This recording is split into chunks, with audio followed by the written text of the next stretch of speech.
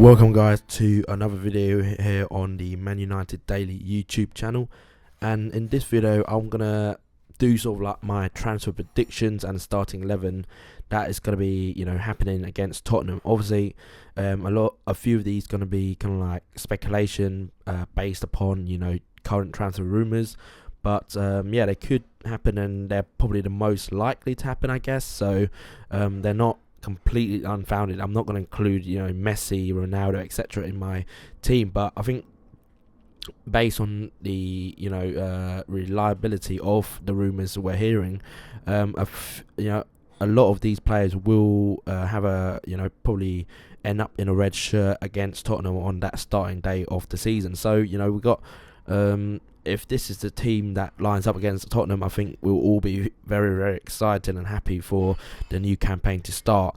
There's going to be, decisions where you're going to obviously disagree with me because, that's just how football works. Everyone's got their own opinion, but here's my starting 11 that I would pick personally. In goal, I would start Victor Valdez. I mean, like I said in my previous video, I think he has all the credentials and also the ability to become the number one at United because he fits the profile that Louis van Gaal wants in a goalkeeper.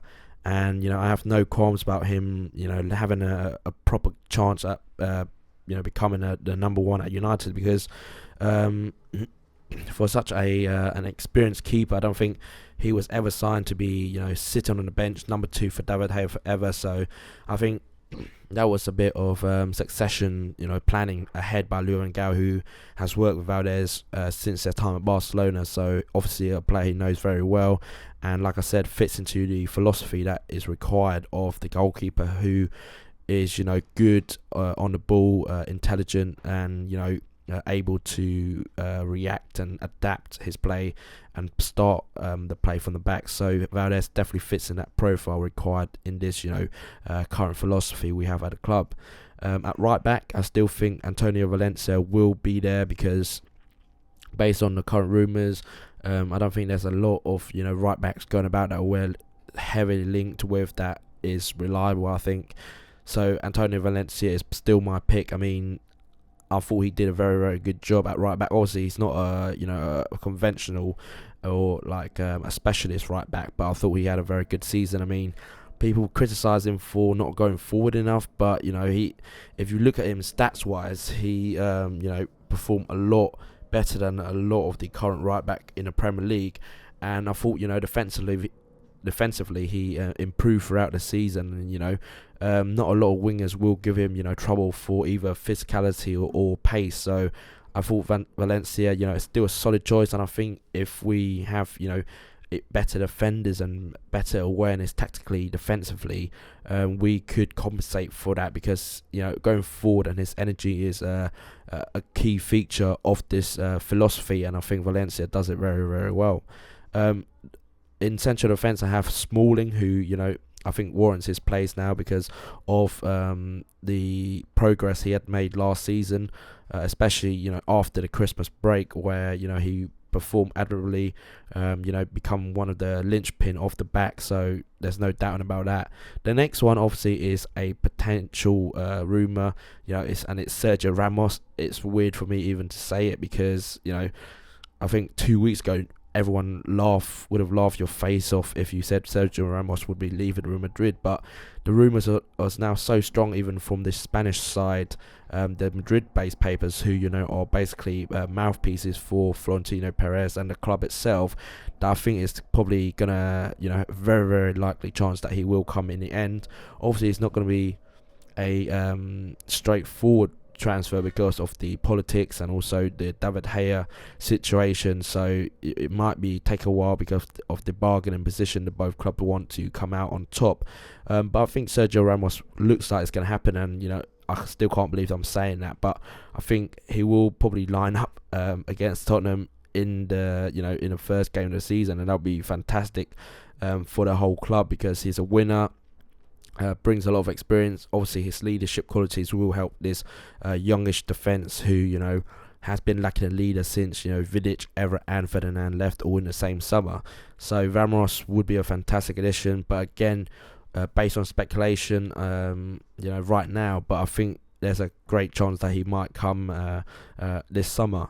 At left back, I think I've picked for Luke Shaw. He's the automatic choice for me. I mean, last year he gave us glimpses of his immense potential. Obviously, injuries kept the appearances down to a minimal, but I thought he showed enough to warrant his place this season. And newspaper reports saying that he will be put on a special training regime to minimize the amount of injuries or muscle injuries he picked up last season. So hopefully Shaw adapts to that. And I think because he's still very, very young, when you're 19, you're still growing, so your body is still adapting to the physical needs of the whole season. Obviously at United it's going to be even more demanding, obviously with Luan Gaal's philosophy, where there's a lot of emphasis on the wide players, that I think Luke Shaw just thought or found a step a bit too far last year. But this season I expect him to kick on a lot and show the potential that we bought that last year for £13 million. The next player, again, like Ramos, is a rumour based but very, very strong rumours, and the player himself said that he's gonna move within the next few days, and it's Morgan Schneiderlin.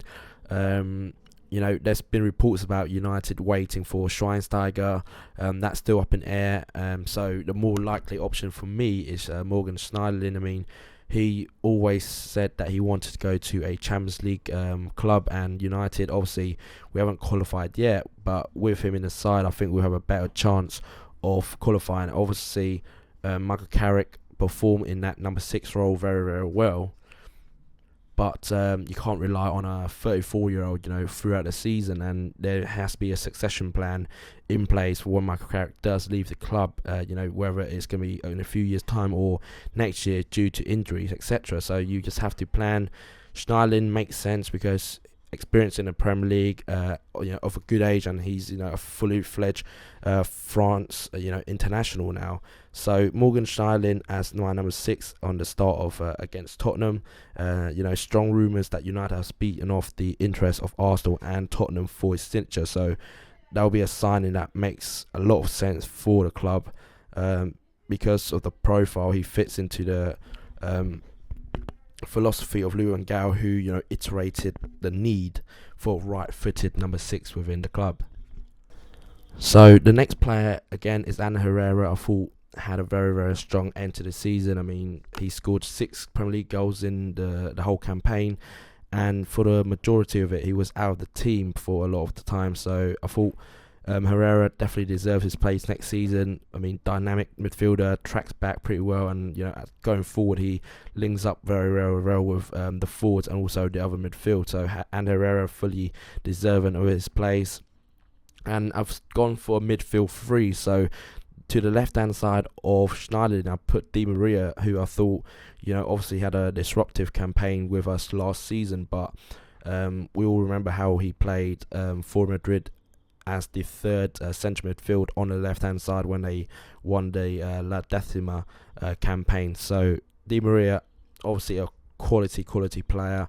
You don't cost that sort of amount of money for nothing. So Di Maria, I'm looking forward and expecting big things from next season, where he obviously has a adaptation year, but now I think moving back to a 4-3-3 with Di Maria in that central position could make a huge difference to our play next season. I mean, he obviously going forward carrying the ball through the middle is going to be very, very tricky for any team to deal with.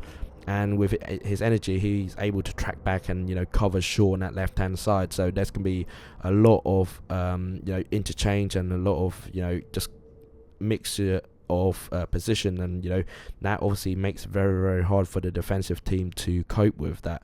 So Di Maria, I think for him the best position is just slightly tucked on the left-hand side, like he did for Madrid, who he had working discipline to track back and cover Marcelo. So Di Maria well suited that position, and if we're going to revert back to a 4-3-3, which Luan Gaal prefers in the first place, then I think that'll be quite a balanced midfield. I mean, Herrera can do a defensive job because he slotted in there for when Michael Carrick was injured, and played admirably against Chelsea in that. So I think That midfield three brings a lot of balance to the team. You have Schneiderlin sitting, Herrera just to the right, and Di Maria to the left. So very, very balanced, but also exciting combination there.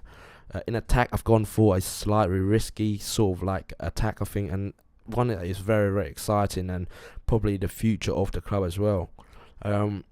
Obviously, Memphis Depay, we've signed him. It's official, so that's not one that I'm speculating on.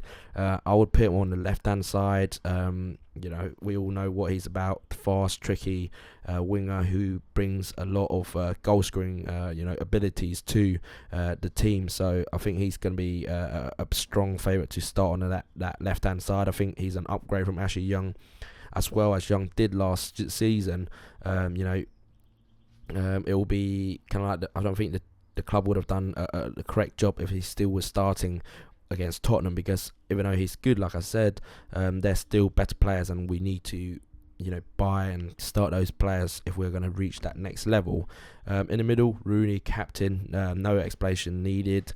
And on the right hand side, I put Januzaj, who obviously had a quite disappointing campaign in the whole scheme, because he didn't get a lot of opportunities, and when he did, I think he tried too hard, and he fluffed his lines a couple of times. So that was a disappointing campaign, but we all know Januzaj is a quality player and still has a big future.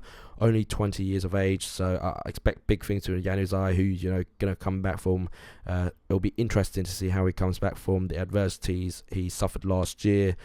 Still world-class talent, and I'm expecting huge things from him next season after this campaign, where he's still adapting to the role. And obviously I think having a number 11 shirt obviously put added pressure on him, and that'll probably drive him on next season to really fulfill his potential. Obviously there's a case to be made for starting Mata in that sort of role, but I think Januzaj with his speed and pace edges it for me, because he still has the technical abilities of Mata, but I think overall going forward he's a better out and out right winger than Mata. You could also put Ashley Young up there, like I said, who had a very good season, and I wouldn't have any qualms if he started. But for me, Januzaj has a massive talent, huge potential, and it's time that we start him to let him show that he's quite deserving of that number 11 shirt. So there you guys have it for my sort of like predictive starting 11 against Tottenham on opening day of the season. Obviously there's going to be interchange, and the inclusion of Sergio Ramos and Morgan Schneiderlin at this moment in time is still very, very speculative, based on rumours. But if that was the starting 11 for the game against Tottenham, I would be more than happy. I would be very, very excited to see how that team does, because I think that brings a lot of balance to the team, and obviously the introduction of Sergio Ramos in the back line will bring a lot of experience and a lot of leadership qualities, and that's what we've been screaming for at the back ever since Vidic left. So it's a very exciting lineup, but all out there for anyone to give their opinion. So if you guys want to give me what you think the starting 11 is, then comment below and we'll try to have a conversation down there. That wraps up another video here on the Man United Daily YouTube channel. If you like this video, please give me a thumbs up, comment below on any of the stories mentioned, and I'll get back to you as soon as possible. And also, if you want to keep to be updated with the latest videos, please subscribe to the channel for more content. You can check me out as well on Twitter at ManUnitedDaily, or visit the website at ManUnitedDaily.com. Thanks for watching, and I'll see you in the next one. Cheers.